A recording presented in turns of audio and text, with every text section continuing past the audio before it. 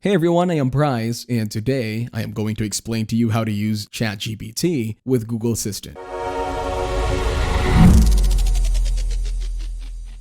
First, you need to open up ChatGPT. Now in ChatGPT, there is no button to connect or integrate ChatGPT with any application in the world. Now open up a new tab and search for Google Assistant here. After that, click on this link. Now go ahead and open up a Zapier website.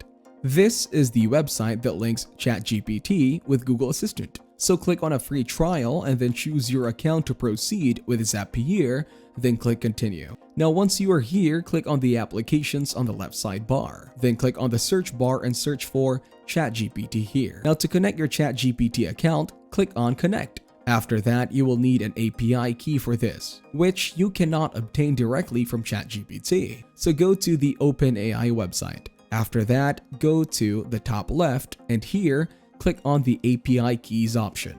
Then simply click on create new secret key, then give it a name like Google. After creating it, copy the key and paste it here. And then click yes, continue to ChatGPT and it will be connected. Now again, go to the apps and search for Google Assistant. So scroll down and click on Google Calendar. By connecting to one of the options provided, you will be directly linked to your Google account. Here I am going to connect Google Calendar. So again, choose your account and then click allow.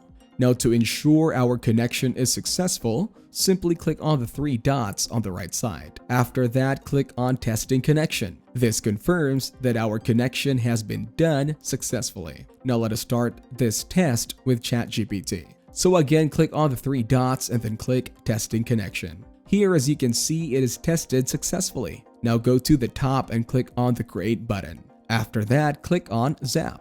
After that, you will see this text box. You will simply need to write a prompt in it. So that is how you can use ChatGPT with Google Assistant. On that note, that will be it for this video. I hope you guys got some value. Thank you for watching and see you in the next one.